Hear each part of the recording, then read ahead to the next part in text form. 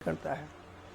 वहाँ पर त्रिपाखी पिंड खा करके वो कुछ दिन वहाँ पर रहता है और शौर्यपुरी के बाद फिर वो नागेंद्र वन की ओर चल देता है। नागेंद्र वन में भी वो कुछ दिन रहता है अपने वही दुख को करते हुए। फिर वो तीसरे महीने में कहते हैं गंधा नगर की ओर, गंधम नगर की ओर जाता है। ये सब नर्क का वर्णन है। चौथे महीने में वो गंधम नगर करके शैलग्राम में जाता है। वहाँ पर इतने तेज पत्ते हैं कि जो तलवार की तरह आदमी को चीर देते हैं। उस वन में वो विचरण करता हुआ, तड़पता हुआ, रुंदन क्रंदन करता हुआ 5वें महीने में वो क्रोच नामक पुरी में प्रवेश करता है, जहाँ पर इतने भयाक्त पक्षी हैं कि चोंचू से उसको खींच के उसको काटते हैं उसको। और क्रोच वन के बाद वो फिर चित्रभवन की ओर जाता है। इस तरह से चित्रभवन के बाद वो फिर उसको बैतरी नदी पड़ती है, फिर उसको बैतरी नदी पार करनी पड़ती है। अब उसे कहते हैं यमदूत, अरे प्राणी, हे मूर्ख, हे प्रेत, तूने दान तो कभी किया ही नहीं। न तूने गाय का दान किया, न तो ब्राह्मणों की पूजा करी, न तो संतों की संगत करी, न पुराण वेदों का पाठ किया। अब जैसे किया वैसे भर, अब तू बैतरी नदी पार कैसे करेगा। कहते याद कर, स्मरण कर, तूने कभी क्या जीवन में गाय का दान किया, गौ सेवा करी, ब्राह्मण के पादुका धोए, ब्राह्मण की पूजा करी। प्रेत कहता हाय रे, मैंने पूरा जीवन मैं करते ही बिता दिया, अपनों में बिता दिया। आज मेरे इस रास्ते में, इस मार्ग में अपना कोई भी नहीं है। यमदूत कहते हैं हे प्रेत, यहाँ ना तो रिश्वत चलती है, ना पैसा चलता है, सब धर्म ही यहाँ काम आता है। तूने जो पुण्य काम, धर्म काम किया है तो बता, हम तो बैतरी नदी पार करते हैं। इस तरह से रोता पीटता हुआ 7वें महीने में वो बदलापुर नगर की ओर जाता है और वहाँ 7वां फिर दिया पिंड खा करके 8वें महीने में वो नानकक्रंदपुर में प्रवेश करता है और 10वें महीने में वो सुप्पाद भवन की ओर प्रवेश करता है और 11वें महीने में वो रौद्रपुर नामक नरक में जाता है।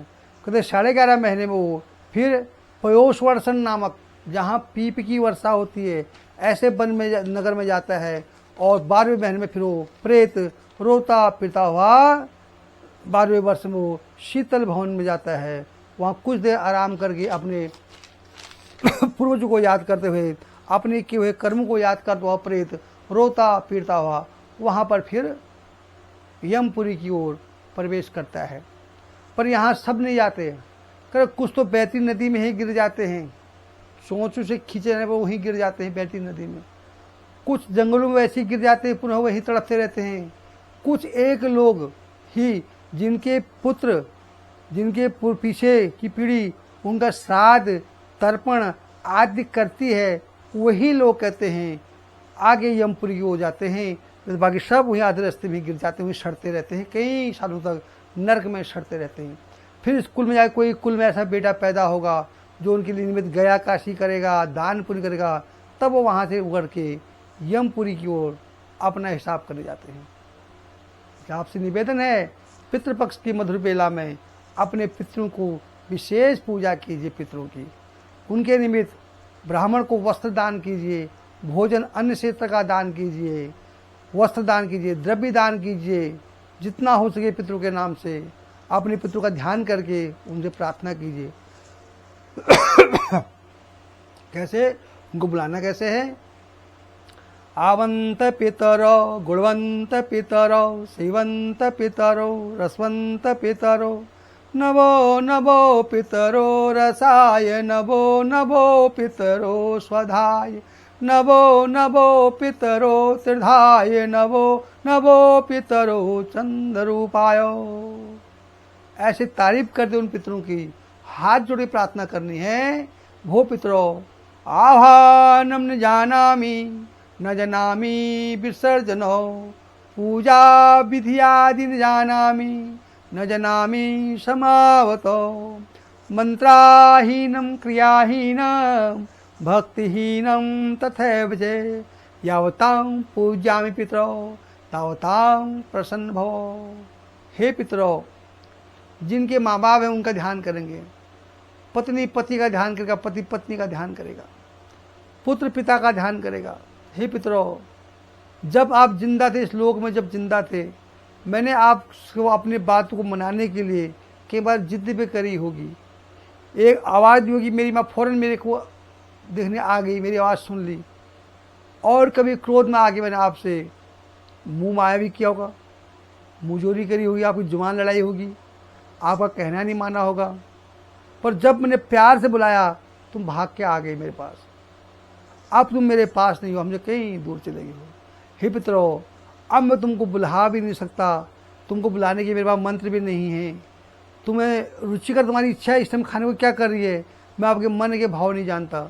जब मेरे पास थे तो आप कहते बेटा आज ये चीज़ लिया, मेरा दिल खाने को कर रहा है, मैं आपकी सेवा प्रस्तुत करता। पर अब आप मुझे ये भी बताइए कि आप क्या रुचिकर भोजन खाते हो, ये नहीं पता मुझे। मेरे पितरों, जैसा भी है रूखा सूखा भोजन हम आपको अर्पण कर रहे हैं। सुंदर भाव से इसको सुन करके जो अच्छे पितर हैं, एक पितर वह है जो बहुत अच्छा खाकर भी वहाँ कमियाँ बुराइयाँ निकाल देते हैं, और वो पितर हैं अनेक अबुरे होते हुए भी जो प्रसन्न मन से खा के जहाँ कमी हो वहाँ पूरा करते हैं। यह पितरों, मेरे घर में आप धन की कृपा करना, अन्न की कृपा करना, कुल की वृद्धि करना, अपनी छत्र छाया में बनाए रखना, ऐसे अपने पितरों को हाथ जोड़ के प्रार्थना करना, ब्राह्मण के चरण सुनना और इससे विदा करना कि अब स्थान समय के अभाव से पितरों हमको विदा करते हैं। गच्छो गच्छ पितरों, गया मथुरा काशी द्वारिका अयोध्या माया नगरी मथुरा, मानक छिंद शब्द हो, आप सदा के लिए मत जाना।